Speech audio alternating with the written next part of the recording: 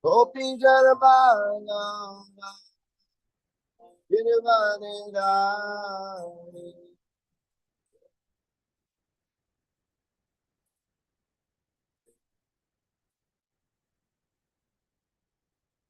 Gopi Jarabana,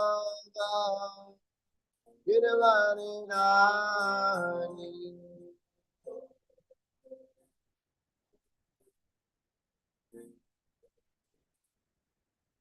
Yasodananda Brajajanadanda,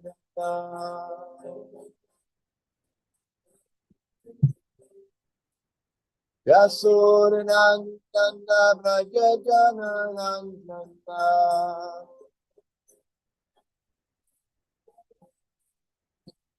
Yamuna Hiravanachari,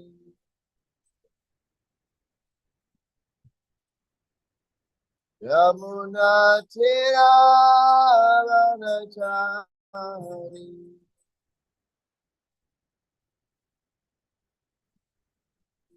Jayaraja Madhava Navihari,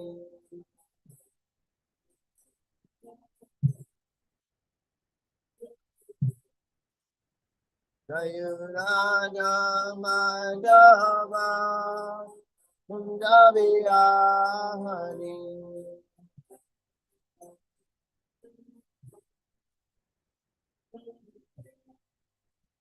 Jayaraja Madhava Navihari.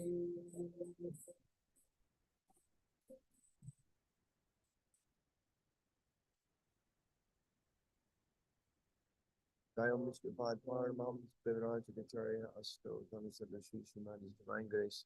A.C. Bhaktivedanta Swami, Srila Prabhupada ki jai, Srila Bhakti Siddhanta Saraswati Goswami Maharaj Prabhupada ki jai, Ananta Koti Vaishnavindini ki jai, Shri Shri Radha Shari Bihari ki jai, Shri Jagannath Baladev Subhadra Maharani ki jai, Shri Shri Gauritai ki jai, Gaura Premanandi. All glories to the some devotees, all glories to some devotees, all glories to some devotees. Happy birthday, Sukadev Prabhu. Ki jai. Om Namo Bhagavate Vasudevaya. Om Namo Bhagavate Vasudevaya. Om Namo Bhagavate Vasudevaya. Only one more comment on the birthday. You're judged now fully, right? So we should have full faith in the intelligence of our judges, because I went up to him, I said, he mentions my birthday, I heard before, I said, well, happy 39th. He immediately said, no, 18th. So just see the sharp intelligence. So, yeah, he's fulfilling that. You probably water tilak, right? You can't, they would not appreciate so much if you had neck piece. Oh, they can see that, huh? It's nice. Nice. So there's a bit of an echo. Is that any way to change that? I know it's a little complicated here. Yeah. Okay. Okay. And maybe you hear it more here. I know you sit in different parts of the room.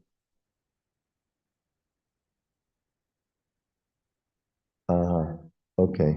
All right. So there's always something in the world that makes things complicated. So we're reading from Srimad Bhagavatam, Canto 2, Chapter 9, which is titled Answers by Citing the Lord's Version. And we're reading text 4. And this is Sukadev Goswami is speaking. It's up here? Yeah. No. That's not the same one. Wait, sorry. We're reading 3. That is the right one. Yarhivaha Mahimni se. Okay, we'll do it word by word at the beginning. Yarhi Vava Mahimni Sve Parasmin Kala Mayayo Rameti Gata Samoha Tvaktva Udashte Tada Ubhayam Yarhi Vava Mahimne Sve Parishmin Kalam Mayayo Rameta Gata Samohas Tvaktvo Daste Tadobhayam Yarhi Vava Mahimni Sve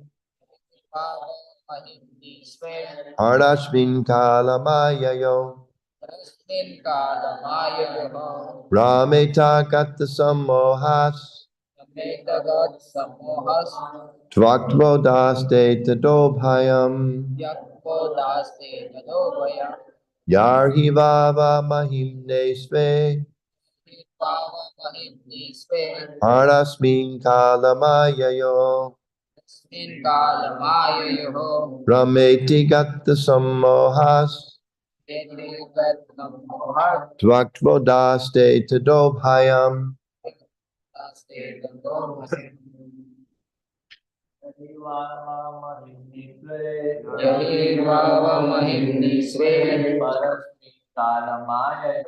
Parasmin kalamayo Namekat sammohas Tyakvo daste tadobhayam Yadhi vavamahimni sve Parasmin kalamaya yoho Yametagat sammohas Tyakvo daste tadobhayam Yarhi Vava Mahimne Parasmin kalamayo yoho Yametagat sammohas Tyakvo daste tadobhayam Yahi vavamahimni sve Parasmin kalamaya yoho Yametagat sammohas Daste tadobhayam Ladies? Yadhi vavamahimni sve Parasmin kalamaya yoho Yametagat sammohas Yadvo daste tadobhayam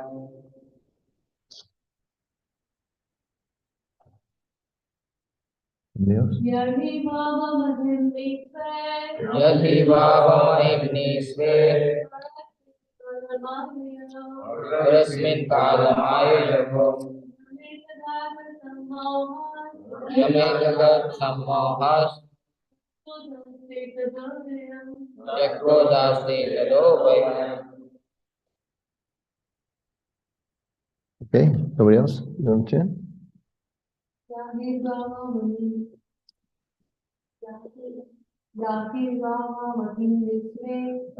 Vava Mahimne Sve Parasmin Kalamayayo Rameta Gata Samohas Tvaktvo Daste Tadobhayam Varminijarhi at any time. Vava, certainly. Mahimni, in the glory. Sve, of himself. Parasmin, in the supreme. Kalaha, time. Mayayo, of the material energy. Rameti enjoys. Gata Samoha, Samoha, being freed from the misconception. being free from the misconception. Tvaktva, giving up. Udaste, in fullness. Tada, then. Ubhayam, both. The misconceptions of I and mine. Translation and purport by His Divine Grace Srila Prabhupada, Ki Jai.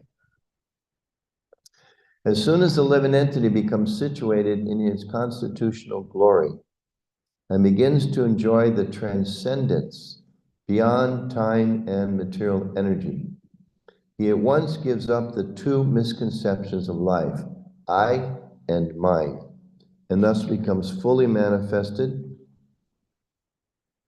as the pure self. So in yesterday's verse, it unpacked these terms, mama, mine, aham, I. So here's continuing that. So it doesn't specifically mention, it just says upayam, both. But in yesterday's text, it talks about what that both is, I and mine. Purport, it's kind of a long purport, so we'll read through that and then some comments. The two misconceptions of life, namely I and mine, are verily manifested in two classes of men. In the lower state, the conception of mine is very prominent. And in the higher state, the misconception of I is prominent. Probably no echo if we turn the mic off, yeah? Or is it still there? Is it because of the mic? If we try without it? Let's try without it, see what happens. Is it the button below? There it goes. Let's see. Okay, no mic, but tell me if you can hear. Yeah, okay. I have to have a voice all day though too, so, okay. We can make it. Yeah. Okay, same button to turn it on? Oh, it slides. Okay, I thought it pushed in. Okay. In the animal state of life, the misconception of mine is perceivable, even in the category of cats and dogs, who fight one another with the same misconception of mine. That's much better, I think. In the lower stage of human life, the same misconception is also prominent in the shape of it is my body, it is my house, it is my family, it is my caste, it is my nation, it is my country, and so on. In the higher stage of speculative knowledge, the same misconception of mind is transformed into I am, or it is all I am, etc. There are many classes of men comprehending the same misconception of I and mine in different colors. But the real significance of I can be realized only when one is situated in the consciousness of, quote, I am the eternal servitor of the Lord, end quote. This is pure consciousness, and the whole Vedic literatures teach us this conception of life.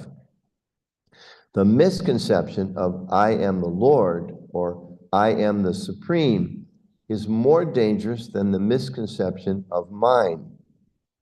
Although there are sometimes directions in the Vedic literatures to think oneself one with the Lord, that does not mean that one becomes identical with the Lord in every respect. So you're all seeing it up there, huh? I better be careful. I don't skip any words, huh? Undoubtedly, there is oneness of the living entity with the Lord in many respects, but ultimately the living entity is subordinate to the Lord, and he is constitutionally meant for satisfying the senses of the Lord. The Lord therefore asks the conditioned souls to surrender unto him. Had the living entities not been subordinate to the supreme will, why would the living entity be asked to surrender? Had the living being been equal in all respects, then why was he put under the influence of Maya? We have already discussed many times that the material energy is controlled by the Lord. The Bhagavad Gita 9:10 confirms this controlling power of the Lord over the material nature? Can a living entity who claims to be as good as the Supreme Being control the material nature? The foolish, quote I, would reply that he will do so in the future. Even accepting that in the future one will be as good a controller of the material nature as the Supreme Being, then why is one now under control of the material nature? The Bhagavad Gita says that one can be freed from the control of the material nature by surrendering unto the Supreme Lord. But if there is no surrender, then the living entity will never be able to control the material nature. So become free from the material nature by surrendering unto the Lord. So one must also give up this misconception of I by practicing the way of devotional service, or firmly being situated in the transcendental loving service of the Lord. A poor man without any employment or occupation may undergo so many troubles in life. But if by chance the same man gets a good service under the government, he at once becomes happy. It's a classic example from the Indian environment, right? If you have government job, it's like a really good job. Only few people get it, and I don't think they can ever fire you. It's like tenured for life, and it's considered a very secure position. We live in Washington. So many people work for the government. They want to get out as quick as they can. Some, at least. There is no profit in denying the supremacy of the Lord, who is the controller of all energies.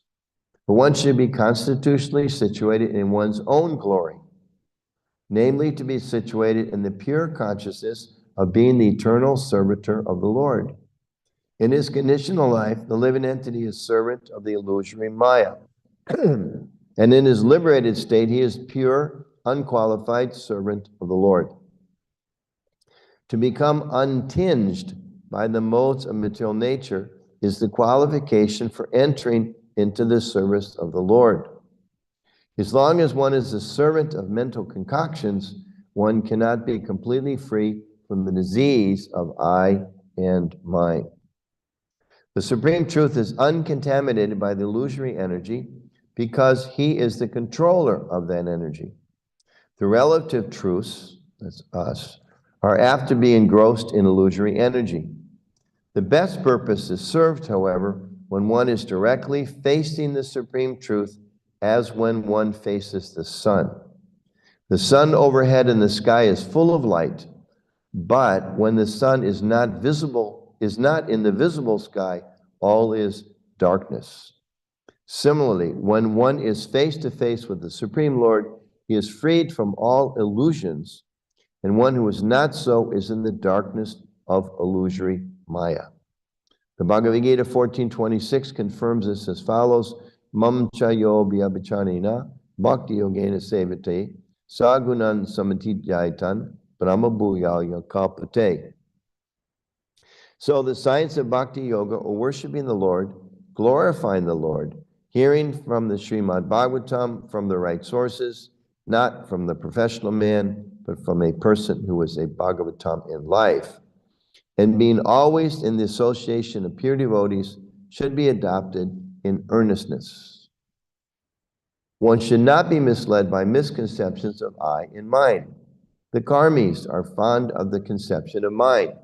The jnanis are fond of the conception of I, and both of them are unqualified to be free from the bondage of the illusory energy. Srimad Bhagavatam and primarily the Bhagavad Gita are both meant for delivering a person from the misconception of I and mine. And Srila Vyasadeva transcribed them for the deliverance of the fallen souls. The living entity has to be situated in the transcendental position where there is no more influence of time nor of the material energy. So he's gone. You can tell you he can be 18. He just has to go to the right place. Can't do it here. The mental speculator, in the conditional life, the living entity is subjected to the influence of time in the dream of past, present, and future. The mental speculator tries to conquer the influence of time by future speculations of becoming Vasudeva. or the Supreme Lord himself by means of culturing knowledge and conquering over ego. But the process is not perfect. The perfect process is to accept Lord Vasudeva as the Supreme in everything. And the best perfection in culturing knowledge is to surrender unto him, because he is the source of everything. Only in that conception can one get rid of the misconception of I and mine. Both Bhagavad Gita and the Srimad Bhagavatam confirm it. Srila Vyasadeva has specifically contributed to the illusioned living entities, the science of God, and the process of bhakti yoga in his great literature, Srimad Bhagavatam, and the conditioned soul should fully take advantage of this great science. Jai Shri Prabhupada ki jai. Namo Vishnu Padaya Krishna Ministra Bhutale Srimati Bhakti Vedanta Swamini Namini Namaste Saraswati Devi Gaudavani Vicharnane Irasesha Shinari Pastachari Sikharane. So it's a long purport. You can almost feel Prabhupada kind of like grabbing us by the shoulders and shaking us. Don't you understand? Please try to understand. There's so much kind of packed into this purport. So we'll unpack a little bit of it. So first of all, thanks everybody for being here. I guess this is the special Saturday of the month to try to invite congregational members. Every Saturday. Oh, that's nice. Okay. And a lot of devotees are here from the class, from the disciple course. So one of the things we talk about there is the central position of Srila Prabhupada. And it's a fact all around the world, in their mornings, we have Prabhupada's Guru Puja, and then we have Bhagavatam class, and we read the Bhagavatam, and we read Prabhupada's purports. And from that, and of course, Prabhupada is bringing together the teachings of the previous acharyas. When he wrote his purports, recorded his purports, you can go to New York, I was just there a few weeks ago, they have some of the original books of Prabhupada's, of the different acharyas that he would travel with when he was doing his commentaries. I can't remember which ones they have there, but he would be looking at 2 or 3 different commentaries. And so he'd look in a verse, read this commentary, this commentary, this commentary, and then put those together, explain for the modern age in his own purports and commentaries here. So Prabhupada plays a very, very central role for all of us. His books that he's presented to us, they're there for our spiritual benefit, all of ISKCON. So the Bhagavatam that we're reading is described as the ripe fruit of Vedic knowledge, or sometimes the cream of the Vedic knowledge, the best part, because it particularly focuses on the science of bhakti, or the highest knowledge, also explained in Bhagavad Gita, that this knowledge is the king of education. And we understand because it helps us understand who am I, who or what is the source, and what's my relationship with that source or with God.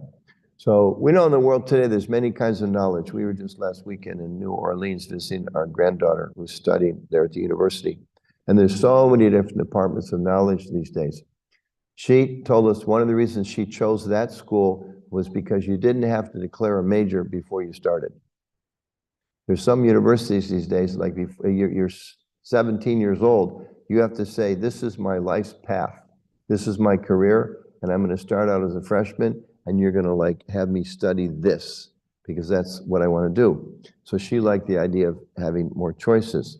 So there's so many different departments of knowledge these days that people specialize in. In DC, maybe here too, I know like with our large population of congregational members from South India, or from India, South Asia, you can almost be correct 75% of the time and say, let me guess what field you're in. Are you in IT? Just testing, are you? Thank you for proving that the other 25% still is there. Yeah, but it's a fact. So many people is studying IT. And these days it's not just IT, it's IT, information technology, security, which is interesting because it's like another example of how people invent something to make the world a better place, and then that same thing turns into be like some horrible thing, isn't it? Like we have all this technology and information, and you can do so many things on your phone, but it's like, wow, I can even check my bank balance. What happened? There's no money in my bank, right? Now they can steal your identity. So, and so many things can be done like that. So it's another example of that. So there's IT, there's engineering, there's political science, and there's so many medical science, economics, etc. So Krishna consciousness and the Bhagavatam and our acharyas and Vaishnava culture, and ultimately, in one sense, you could say, at least to this step, so many teachings, especially those from the East, but West also, say that these actually are on the lower plane of life. These are actually lower. And near the Bhagavatam especially, and I was thinking just like, I don't know much about it, but from what I've heard from devotees, friends that work in this environment, like if you go in a hospital, we all kind of see like, there's green uniforms and yellow uniforms and pink uniforms and white uniforms and this and that, so many different things. It all looks like medical people. But if you're in that system with this color uniform, that's a technician. And there's like, even there's people in family practice, right? There's people that are specialists. And then there's surgeons. And then among the surgeons, there's, I don't know, brain surgeons, heart surgeons. I don't know, they kind of probably compete. There's one like a little bit higher, like, surgeons are like, whoa, he's a surgeon, like that. So you can work your, and there's researchers. I don't know where researchers fit into hierarchy. I'm sure they have, some status. I remember hearing from my brother-in-law a few years ago, who's a medical researcher, that when they were living in England, it's a very caste conscious, to use the Indian word, class conscious society. Everybody kind of fits into a certain structure. And at least at the time when they were there 20, 30 years ago, he said they didn't know how to deal with Americans. So Americans were kind of allowed to associate with anybody. You were not just, you could associate with people, but they didn't pigeonhole you because you didn't quite fit in where you sat. So there's so many hierarchies that people are trying to work their way through, different hierarchies of knowledge. You get your, obviously, you graduate from high school, you get your bachelor's degree, then you can get a master's degree, then you can get a PhD, then you can do so many studies, and you can write books. How many books have you written? I've written 2, I've written 6. How many languages do you speak? I speak 3, I speak 9, et cetera, et cetera. So many different hierarchies are there. And there's so many different debates.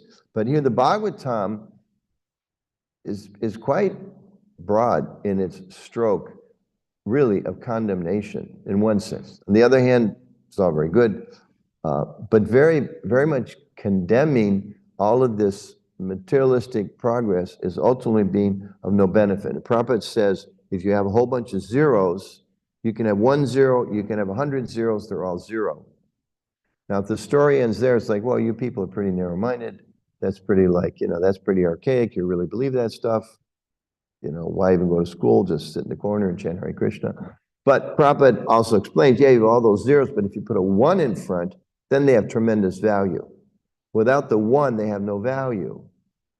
And we see this in the world around us, that people are all, generally, there's so much struggle. There's so much studies out now. The Surgeon General has said that our country, this country, we live here in the United States, there's an epidemic, right? We just got through the COVID epidemic. Millions of people died around the planet.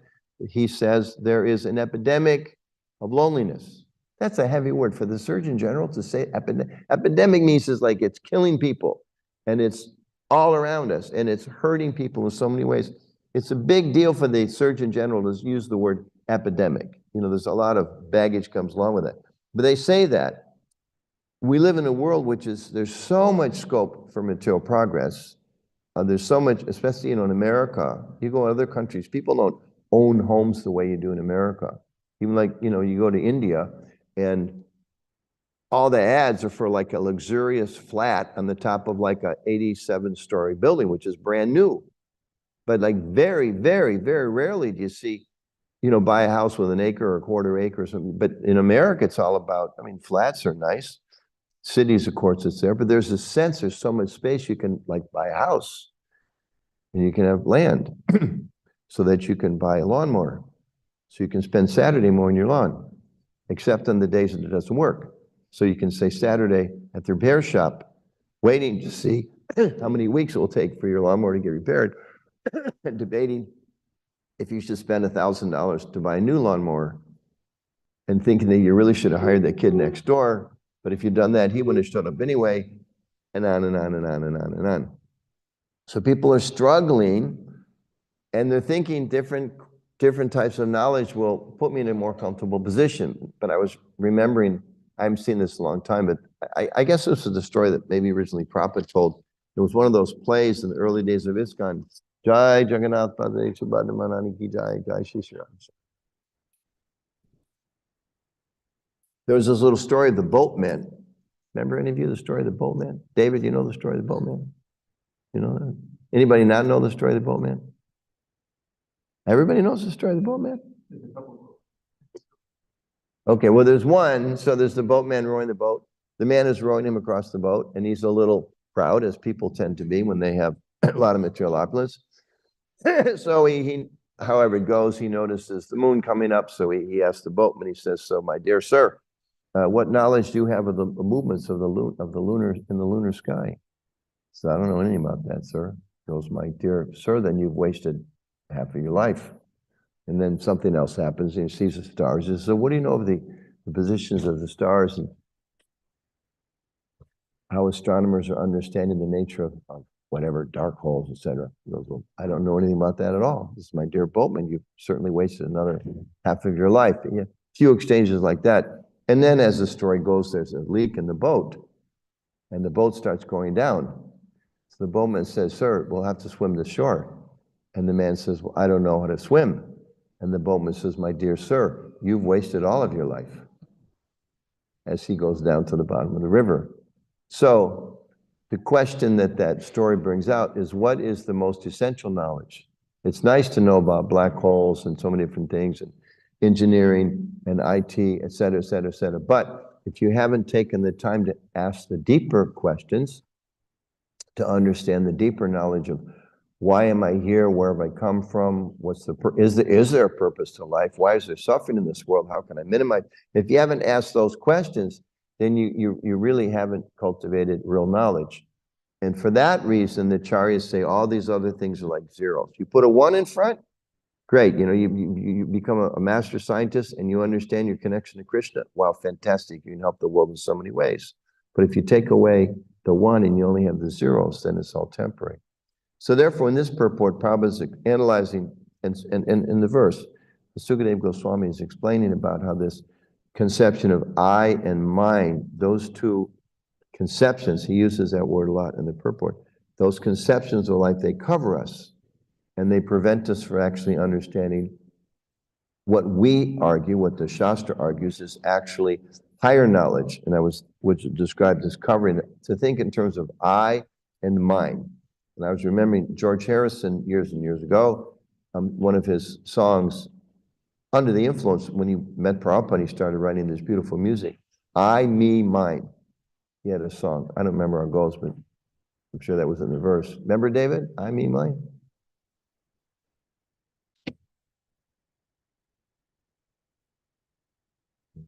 All through the day, I, me, mine, I, me, mine, I, me, mine. All through the night, I, me, mine. In other words, 24 hours a day, as they say now, 24/7, it's all about I, me, and mine.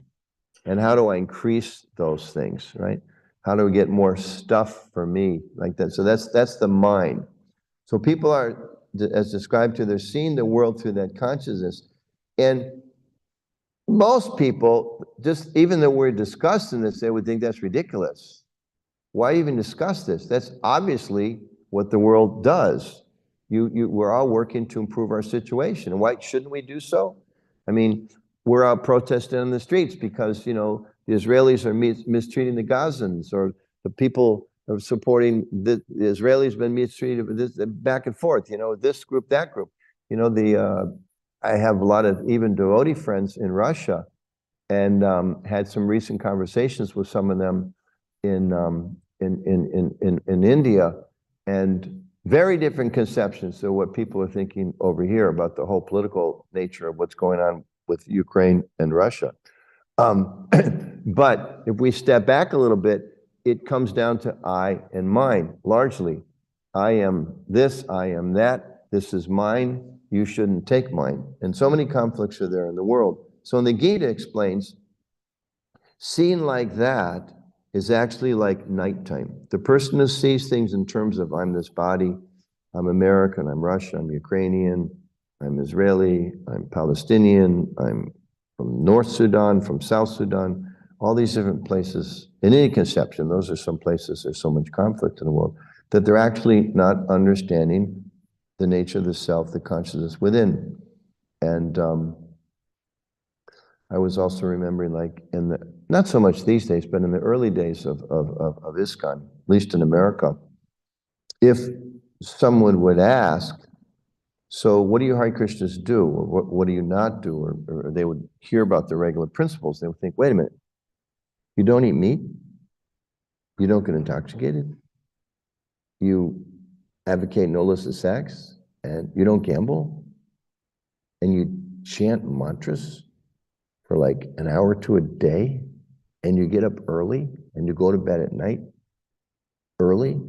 And you don't watch the most popular soap operas on television? You must be crazy. Or maybe worse than that, you've been brainwashed. Somebody must have brainwashed you into thinking like that. Of course, these days you don't hear so much criticism like that because people are realizing, wow, actually meat kills you. So it's really good you guys are vegetarian. And, you know, I don't, right, everywhere we go, people will say, I don't eat much meat these days either, you know, at least, you know, yesterday I only had meat twice. So, you know, I'm eating less meat. Or they'll say, well, you know, everybody knows intoxication is bad. And people would think, I mean, everybody knows that. You know, I mean, the world, let's talk about America, it's full of anonymous clubs, Alcoholics Anonymous, Drug Anonymous, this, that, so many things. Many, many, many, many people, because what they're told will bring them gratification ends up becoming a source of great pain and struggle. I mean, these days, well, now they have the new billboards. I travel some, so you drive. The new billboards is something effective. Being high is the same as drunk.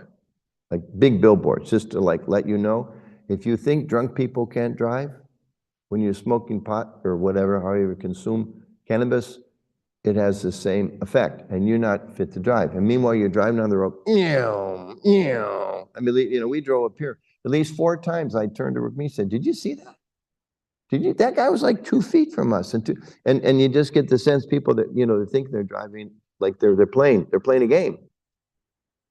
I mean, in one sense, it's a game and it's illusion. It's not really us and it's temporary, but the pain of smashing your car into that car and being in the hospital and who knows where you're going to go next is real.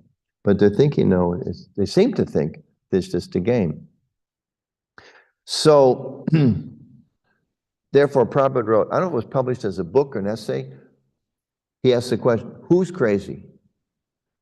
So people sometimes will say, you people are crazy. I mean, even like, I was a paper boy, and there was one family in the neighborhood. I remember going in their house, delivering the paper, like collecting for it once a week. We used to do that. And they had like some like religious stuff. As soon as you walked in the house, I don't remember what it was religious stuff. And I was raised in a very secular background. I was saying, this is really weird. You know, it was like a picture of Jesus or some kind of altar. Like, this is weird. You know, no wonder your daughter's so weird. She's kind of a weird kid, you know, from my perspective, my biased perspective.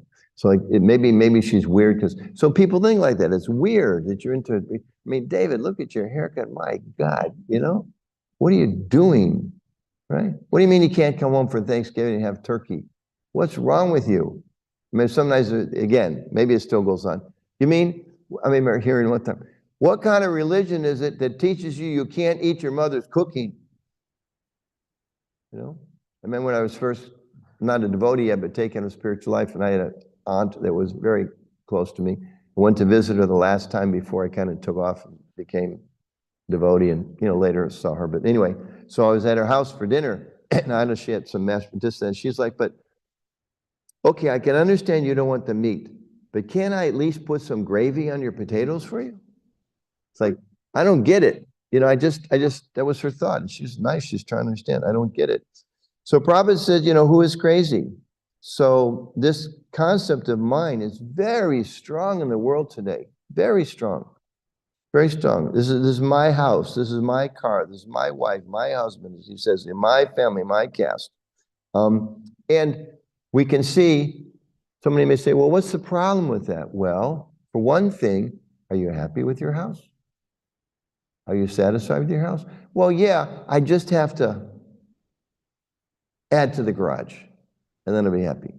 I just have to put up a hedge because that guy next door, I really don't like him. And he's out there all day long. And like, where were we? We were someplace. We were in New Orleans, I mentioned, and like some very wealthy neighborhoods. It's like, it's really nice. We were actually admiring some of the homes there, very nice, beautiful, historic homes. Big, huge places. And we kind of stopped, said, wow, look at that one. It's like in the background, woof, woof, woof. And then down the street, arf, arf, arf. He's like, wow, you got like a $3 million house, but there's still a dog barking. So now what do you like? You soundproof your windows? You know, there's always something. So therefore, people, you know, they're trying to add more and more and more things to kind of get away from the troublesome. There was a little movie I made a few years ago, kind of made the rounds, and is kind of people called Affluenza. Like there's influenza. There's a movie Affluenza about how this desire for more affluence and how people got to more and more and more stuff and the problems it leads to. I read just yesterday or within the last week, it was either tons or trucks. 2,000, I think it was trucks. So I don't know how many tons of plastic fit in a truck. 2,000 truckloads of plastic are dumped into the ocean every day. Every day, 2,000 truckloads. Think like a truck, it's a lot of stuff. 2,000 every day, year after year after year after year. So where's that all coming from? Remember Christmas time? Maybe I was here, I was someplace. No, it was New York. I think it was here too. Yeah, I gave a talk about like it's Christmas and people buy so much stuff. And I did a little research, how much of it they throw away. And it was something like 60% of the stuff people get for Christmas presents is thrown away within 6 months. Not just goes in the closet and sits forever, it's thrown away. But 60%, people work hard to save money to buy stuff for Christmas presents or Hanukkah presents, whatever. They work really, really hard. They're in a lot of anxiety. They put it on their credit cards and they sweat. You know, they sweat it, as they say. How am I going to get this card paid down? And meanwhile, you're paying 29.8%, whatever it is, to pay down your card for something you bought that you already threw away, or that you gave to somebody and that they didn't really want. So in this way, Prabhupada who's crazy. And we can see, so we accumulate so many things in this consciousness of mine. I need more, I need more, I need more. And then on a much more dangerous scale, I need more, my people need more, and you're in the way. You're in the way. And that's what leads to very, very serious things, which people, you know, a lot of very thoughtful people concerned about, like go to DC, go to these conferences. It's a big thing. When do we declare a genocide? When does it become officially genocide? And what does that mean? But I mentioned this a few times. I was in Russia 5 years ago, and devotees was talking to them about history, and that one Russian devotee said to me, she said, well, you know what we know about American history? I said, no, what's that? You know, big smile on my face. What do you know about our fight for liberty and, you know, what is it? A peace just in the American way, right? Superman and all that stuff. They said, well, you killed all the natives and you enslaved all the blacks. And that's how you built your country. And it was like, you know, I was like, my false ego, you know, and it was a little bit one of those, you know, doesn't compute moments. Of course, we know those things, those who's living in this country, we know those things. We don't necessarily think those are the foundations, but actually, those are the foundations. You know, we like to think about people came here looking for freedom and religious freedom. Well, okay, they found it, but then what do? They said, we need more land, and we're pushing you off, and we're going to send you to Oklahoma temporarily. And we'll let you have this there. I mean, I was reading, what were the numbers? Something like, it was some huge number, like 1,900 treaties were signed between the American government and Native Americans of different tribes, and all but 30 of them, something like that, were broken. Were broken. Why? Because we need more, right? And we were just we took a day off when we were in New Orleans, went to the World War II Museum. horrific things. Millions and millions and millions of people died. Why? Because one group of people said, we need more land. That's bad. That was the whole thing. Whatever Hitler said, there was some terminology, I don't remember the German, Volk something. Our people need more land. You are in the way. So we're going to create this whole war machine because of our justifiable need. Mine. It's my land. So I claim the land, you claim the land, we all end up fighting. And then Prabhupada explains this other half of the formula. People, he says, higher, they speculate, I am. So sometimes people, they get tired of thinking, okay, you're all working so hard to accumulate things, but actually, I am those things. Right? I remember in college, a lot of people do meditation like, I am the sun, I am the moon, I am controlling the movements of the stars. They meditate like that, right? Until they get hungry. And then they have to break their meditation and go eat breakfast. So they're controlling everything until they have to go eat breakfast because they're hungry. So Prabhupada asks these questions. If you're controller of everything, if you're equal to the supreme energy, why are you in Maya? He has these three questions of purport.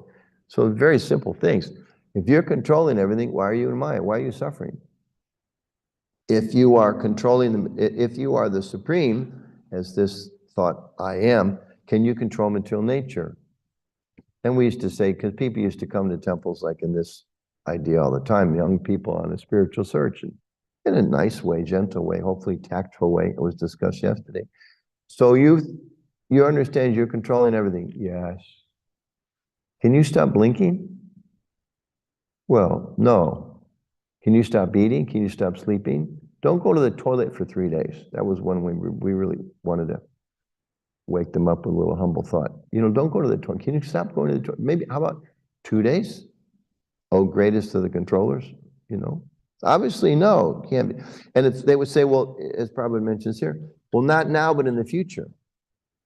Well, how is it possible you're controlling everything, but you're controlled by time if you say it's going to happen in the future? So in this way, it's explained nice in this verse. People are bewildered by both these conceptions. And I was thinking, like, I don't go there often, but once in a while I have to go to like a Walmart store. It's like there's 8,400,000 aisles. It's unbelievable how much stuff there is. And you see people have like these huge shopping carts, and it's like, we can't afford that. No, we can. Put it on the credit card. No, we can't afford it. No, but put it on the credit card. But there's this circle of illusion. We can't afford it, but put it on the credit card. And then they buy so much stuff, and I was thinking, and then occasionally, once in a while, someone gets really frustrated and realizes, this stuff's not making me happy. So I don't want the Walmart. I am the Walmart. I mean, it was ridiculous. It says, I am Walmart. So that's what this philosophy is. I don't want stuff anymore. I am the world. I am. So it's described here in so many places. So what's the solution? Prabhupada is explaining that we need to become free from these misconceptions. Sukadeva Goswami. We need to become free from the misconceptions, situated in our actual position, which I'm a servant. It's nice. He uses the word glory. It's a very Western word, very Christian, biblical kind of thing. Situating glory, the glory of God. The heavens declare the glory. The heavens declare the glory of God. It's very Protestant, I think, also maybe Catholic language. So he says, no, we should be situated in our own glory. Understanding to be a servant of Krishna is no small thing. To transcend these material conceptions of life is a very, very great thing. We should adopt the process of bhakti, as he says, in earnestness, cultivate knowledge of our relationship with Krishna, develop faith in that, develop conviction, accept the Lord, surrender to the Lord. It's a gradual process. Bhakti is there to clean our hearts, and then only can we come free. That's actually freedom. And we can see this, and therefore, sometimes when we observe what's going on in the world, it seems so foolish to us, and at the same time very sad, because people are wasting their energy, they're wasting their time, and ultimately they come in horrendous conflict with each other. The world is full of horrendous conflicts with people. Again, this World War II museum we went to, it's a little bit of the history of how America developed the atomic bomb, and, you know, how it led to the using this atomic bomb. And, it, you know, it's horrific how people you know, the whole conflict, the whole history is just, is terrible. All goes back to this conception of mind. I need more. I need more. We need more. We are special. And we see that everywhere, all around the world these days. We are special. We mean our tribe is better than your tribe. Our tribe deserves more. Our tribe wants more. Our tribe will take more. Whoever tries to stop us is the enemy, and whatever means it takes. And, you know, spiritualists are stepping back going, whoa, this is crazy. This is actually crazy. It's not yours, it's God's. God owns everything, and there's enough for everybody. There's the world, there's so much in this world. Look, you just like, you know, go to any restaurant, go to any cafeteria, college cafeteria, look at the amount of food that's thrown away. I mean, there's statistics on this too. But enough to feed, like, I don't know how many times the world's population, just from what they throw away off their plates. What to speak of how much food gets thrown away in transport. What to speak of, you know, you go to any grocery store, cases of apples that are like a little too old, so they look a little brown, so they throw them away.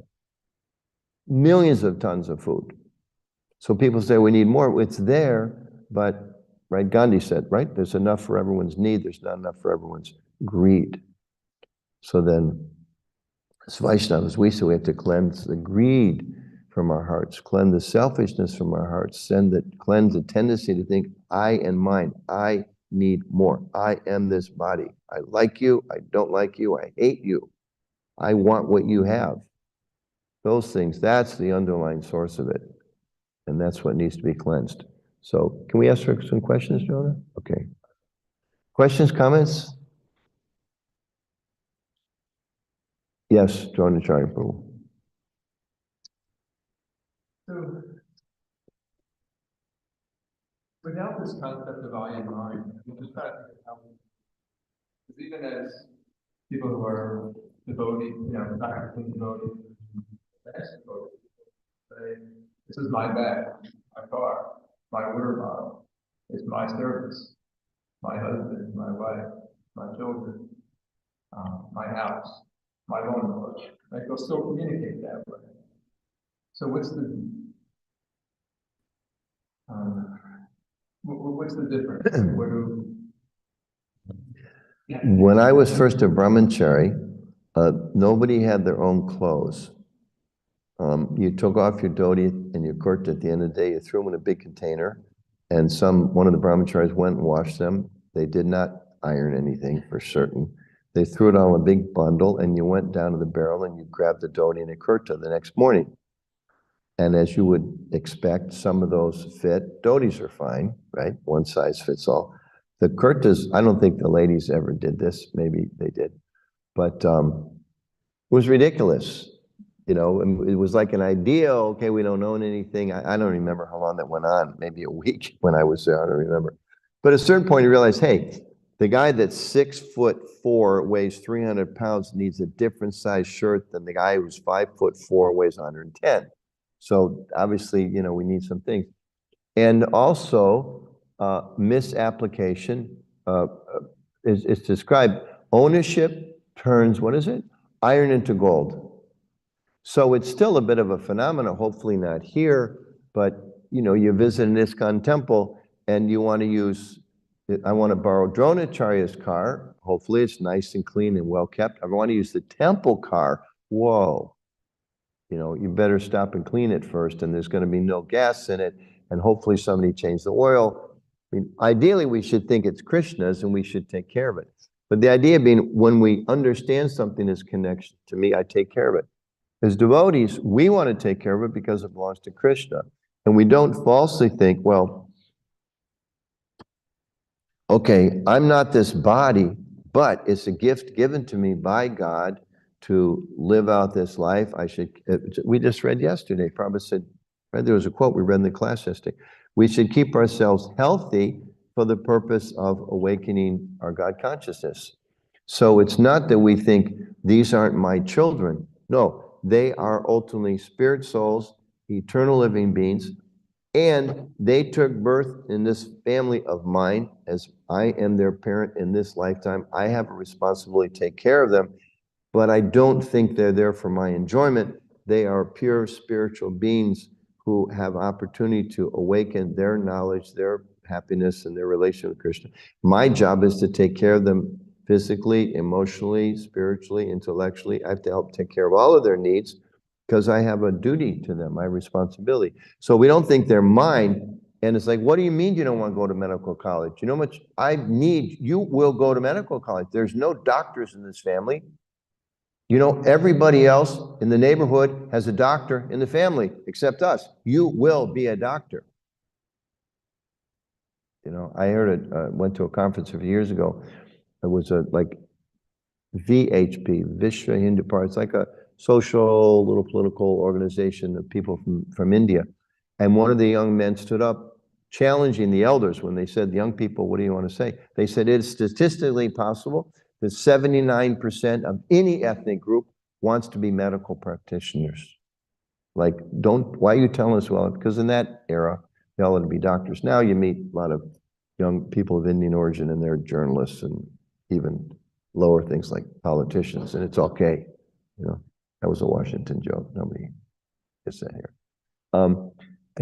But they were kind of like, you know, you are my son, you are my daughter, you will do what I say, you know, as opposed to like, spiritually, you are my daughter in that I, in this life, am your father.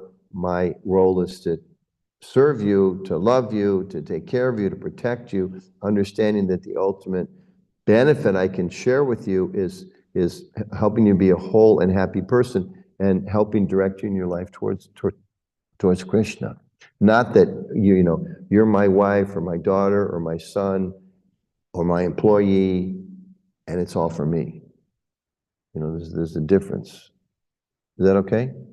So there's one nice lecture that we reference in the ISKCON leadership course where Prabhupada talks about that we shouldn't think, well, now I'm a Vaishnava, now I don't care about this world. And he says, I've repeatedly explained that he's talking about the temple in that one context. This temple belongs to Krishna.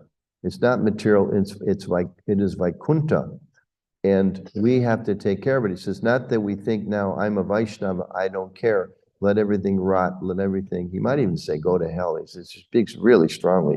And I do not care, I'm Vaishnava, I don't care. He's just saying that, no, it's nonsense. Vaishnava means you care even much more. Because, okay, not only are you my daughter, from the whole world may think this is my daughter, this is my son, or whatever, my family member. Not only should I care because there's some bodily connection, but more deeply, more importantly, there's a spiritual connection. So you're my daughter even more. You know, this is my car. Everybody thinks my car. Vaishnavas, we used to think it's quote my car because it's in my name, it's in my title. I pay the taxes for it. But ultimately belongs to Krishna, belongs to God. So I should take extra special care of it. Not that I say, well, it belongs to God, who cares? No, I take extra special care. Whereas a materialist, you're my daughter, I love you, if you, to a certain extent. Some people are really, he's a judge, some people, big problems, you know. You're my daughter or my son or whatever. I accept you if you do what I want, I reject you if you don't. That tendency can be there. Not that every family thinks like that, of course, but there's a tendency to think like that. I love you until I hate you. You know? I mean, isn't it? It's a tough place. Whereas devotees, we think, well, like, I love you, I want to help you, I want to assist you. And even sometimes it's like, we don't necessarily agree, but I still respect you. And I still want to support you and assist you in every way I possibly can. That's the ideal we should try to practice. Yeah. Any other questions or comments? Yes, Prabhu. Your Honor. How do we avoid the I am one? That's what Prabhupada says. We say, our acharyas say, the only way to really, really weed it out is by the process of bhakti. And by trying to understand and remember and gradually awaken realization that everything belongs to Krishna. And again, I go back to my secular days. I used to hitchhike a lot. If I got in the car and somebody had a picture of Jesus in the car, I thought, man, let me out of here quick. This person's a nut, right? And these days, it's like I got a car, like I got into Shrinking, hey, like Prabhupada. It's like, I want to remember this is theirs. You know, I was looking around, we live in an apartment, you know, like you walk around the apartment, it's like, maybe like in the bathroom, there's a couple pictures of landscapes or something, you know, because you shouldn't have Krishna's picture in the bath. But everywhere else, like Krishna, Krishna, Prabhupada, Krishna, Krishna, you know, somebody walks in the house like, whoa, this place is a little different, you know, because it's all to help us remember Krishna. And, you know, you turn on some music and, you know, to help us remember Krishna. And we said, like the car, the music, the books, it's all to help us remember Krishna. And you know this, you've heard so many times that Prabhupada explains it as we, like a person with amnesia, gradually more and more and more, you're reminded, the person forgetful, they bring him back, like this is, you went to high school here, don't recognize it. Okay, you had this house, I'm not sure, that's familiar. Slowly, by contacting those things, one way that they remember, they reconnect. So we want to reconnect with Krishna through this gradual process. And it's gradual because we understand in the purport, just a couple of purports before this, because we have our independence. So we're still pulled about, you know, Krishna's there, but I think I still want to be boss. So it's like, you know, so Krishna like shows himself and they say, well, I think I still, and then he disappears for a while because we wanted it. And we see that with devotees all the time, right? Somebody's coming for a few days, a few weeks, a few years, and then you don't see them for a while. For a few days, a few weeks, a few years. And then they come back and they're more gray and they're a little wiser and they're like, well, hey, it's nice to have you back. Yeah, I was kind of got distracted for a while, you know. And I had to pursue this and I had to pursue that. I remember when I first met devotees and people, it was like, yeah, Krishna's there. Krishna's the one you're looking for. It's like, I'm not sure he's the one I'm looking for. I'm looking for somebody, but I don't know if I'm sure if I'm looking for him. So then you go out and you pursue somebody here or there a few times, and then it's like, God, that was miserable, right? Or I thought when I become rich and famous, I would be happy. But then, like George Harrison, I mentioned before, said, you know, he said, I became rich and famous. I met all the people everyone wanted to meet, only to discover they weren't worth meeting. You know, I always think like those same kids you went to high school with, some were okay, some were kind of cool, some were obnoxious. Those same people are running the country. Those same people are at the UN. Those same people are running the boardrooms. Those same people in the court. Some of them are very nice. Some of them are really puffed up. Some of them are very selfish. Some of them are more thoughtful. Some of them are not, right? So we need Krishna. Yeah, so it's just a gradual process of bhakti and reminding ourselves. And associating with devotees is the most important thing of all. Because they remind us stuff like, Sukada, that's not your car, it's Krishna's car. Don't forget. Right? Okay, so we should stop there, huh?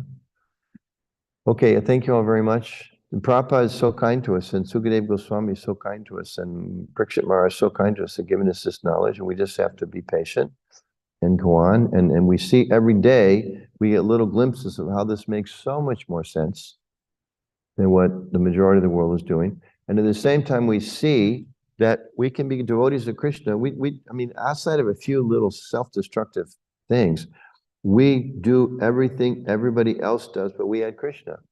We have houses, we have cars, we have clothes that don't have to come out of the clothes bin for the brahmacharis, you know, and we go to the dentist and we go to the doctor and we make money and we go on vacations and we eat and we have parties and we listen to music and we do everything that the whole world is doing, but we add Krishna and we try to change the quality of what we're doing in such a way that we don't degrade others, but we try to upgrade others, ourselves and others. And then that way it's a beautiful opportunity that Prabhupada has given us.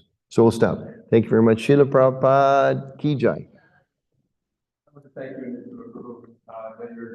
You talked about 6 hours yesterday and another 6 hours today, and probably another 6 hours tomorrow. time to class. Thank you. Happy to share some things. And thank you for inadvertently explaining if you didn't think the class was very good, he worked too hard yesterday, he's tired. Okay, thank you. Thank you. Rose's devotees are expert at multitasking.